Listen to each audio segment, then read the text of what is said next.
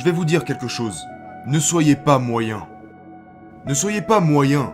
Les gens moyens gagnent une certaine somme d'argent chaque mois. Les gens moyens vivent un certain style de vie. Et je ne suis pas en train de manquer de respect à la moyenne. Je dis juste que, si vous avez le choix, ne soyez pas moyen parce que, dans la vie, quand vous lancez les dés, le pire scénario serait d'atterrir dans la moyenne.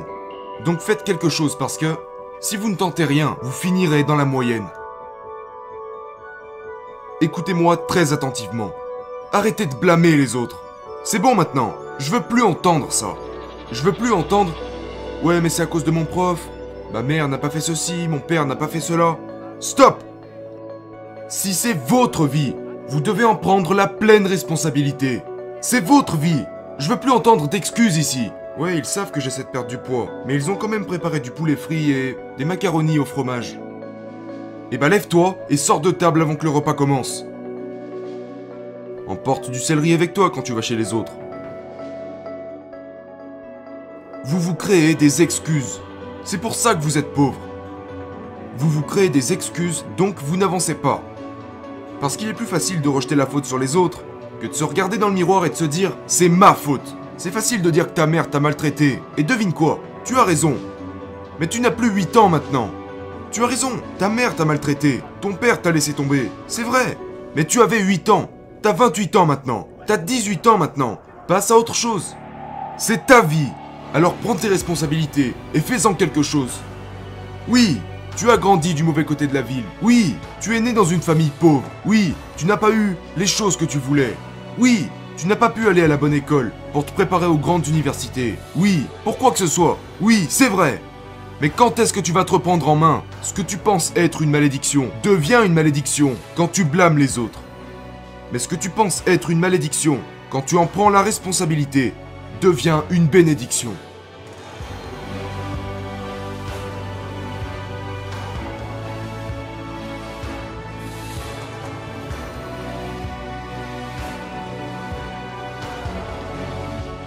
Je veux que vous sachiez quelque chose.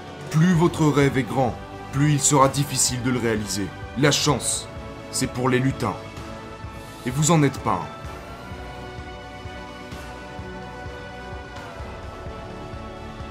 Je répète, la chance, c'est pour les lutins. Et vous en êtes pas un. Je vais pas vous réciter un conte de fées. Mais ce que je veux vous dire, c'est que si vous êtes prêt à passer en mode bestial, vous pourrez avoir tout ce que vous voulez. J'en suis la preuve vivante. Vous pouvez partir de zéro. Vous connaissez mon histoire. Ma mère était une adolescente. Ma grand-mère a eu 14 enfants. De zéro. Une maison, 2 chambres, une salle de bain. Ma mère s'est fait expulser parce qu'elle est partie de zéro. Quand je suis allé au lycée, j'étais en décrochage scolaire. J'étais un sans-abri. Ça m'a pris 12 ans pour obtenir un diplôme qui aurait dû me prendre 4 ans. À l'université, je suis parti de zéro.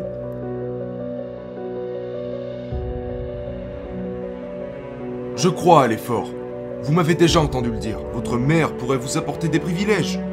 Votre père pourrait vous apporter des privilèges. Votre père pourrait être propriétaire d'une entreprise. Vous pourriez avoir des privilèges. Vous pourriez avoir un père qui vous offre tout ce que votre petit cœur désire. Mais vous ne travaillerez jamais plus que moi.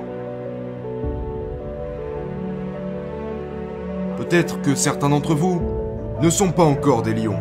Peut-être que vous n'êtes encore que des fourmis. Peut-être que vous en êtes à vos débuts. Peut-être que vous n'avez pas beaucoup d'argent. Peut-être que vous n'avez pas beaucoup de ressources. Mais il n'y a aucune excuse pour ne pas dire « Eric, je ne suis pas un lion ». Vous pourriez être la fourmi, et la fourmi ne peut avoir que très peu. Mais elle est déterminée, elle est forte. Elle a un rêve, un objectif, et elle fera tout ce qu'il faut pour y arriver. Mais j'ai besoin que vous compreniez que plus votre rêve est grand, plus vous devrez vous lever tôt.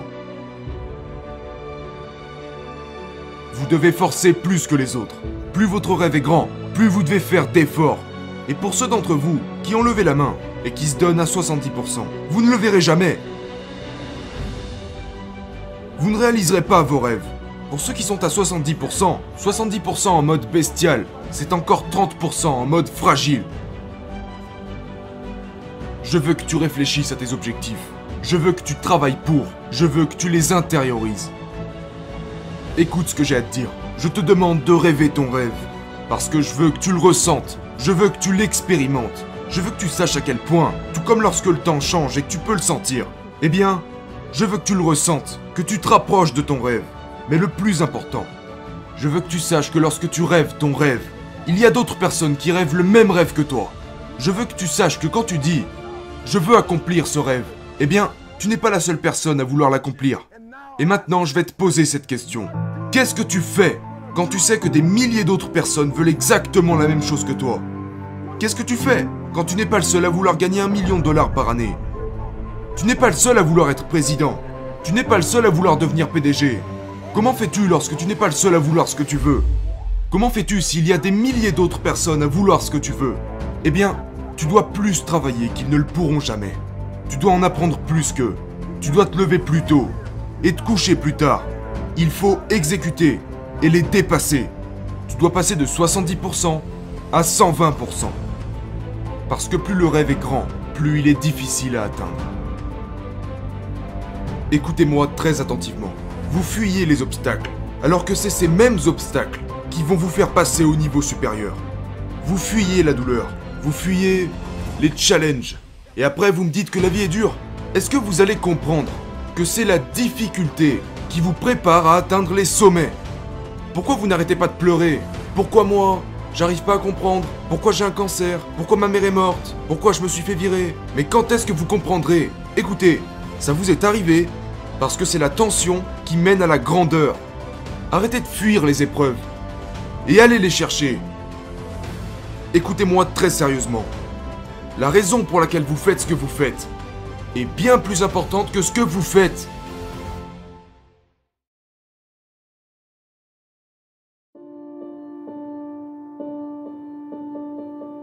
S'il y a quelque chose dans la vie que tu n'as pas encore obtenu, c'est uniquement à cause de qui tu es et de comment tu penses. Qui ici traverse une période difficile et qui à cause de cette difficulté est sur le point d'abandonner? Voyons voir, levez la main. Qui est prêt à abandonner? Qui est en train de se dire « Il m'est arrivé quelque chose et je vais arrêter, je suis prêt à abandonner ». Je vais vous dire quelque chose. Vous pouvez trouver une raison pour continuer. Et vous savez pourquoi vous pouvez trouver une raison pour continuer? Et pourquoi vous êtes assez fort pour le faire? Parce que vous êtes humain. Et chaque humain a ce qu'il faut pour surmonter tout ce qu'il traverse. S'il décide de le faire. Passez au travers. Passez au travers. Les tragédies et les épreuves, tout le monde en a. Mais seuls les plus forts survivent. Et si la raison pour laquelle vous faites ce que vous faites n'est pas claire, vous devez revenir en arrière et tout reprendre à zéro. Parce que si votre pourquoi n'est pas clair, vous ne le ferez pas. Pourquoi? Parce que la vie va t'envoyer une poignée de conneries au visage. Et je vais vous dire un truc, je me fous de savoir qui vous êtes. Parce qu'avant de pouvoir réussir, la vie vous mettra à genoux. Si vous êtes faible, vous serez pauvre. Et je ne suis pas là parce que je suis le meilleur. Je suis là parce qu'ils ont essayé de me briser, mais qu'ils n'y sont pas arrivés. J'ai besoin que vous passiez un temps considérable à rêver chaque jour. Laissez-moi vous dire pourquoi. J'ai remarqué que les gens qui rêvent, et les gens qui rêvent grand, ont une vie différente des gens qui ne rêvent pas.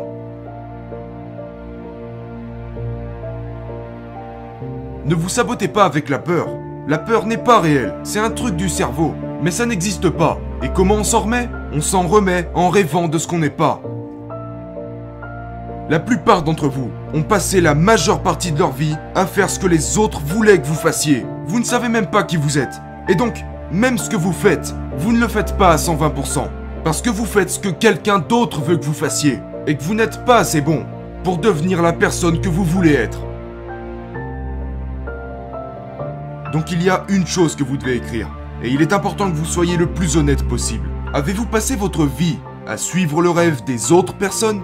À suivre un mélange entre leurs rêves et vos rêves? Ou à suivre les vôtres et uniquement les vôtres? Je veux que vous l'écriviez. Vous devez le faire parce que si je peux faire en sorte que vous réalisiez combien d'énergie vous investissez pour les autres et pour le rêve des autres, ça pourrait déclencher quelque chose en vous et vous amener à faire ce pourquoi vous êtes né, à faire ce pourquoi vous avez été créé.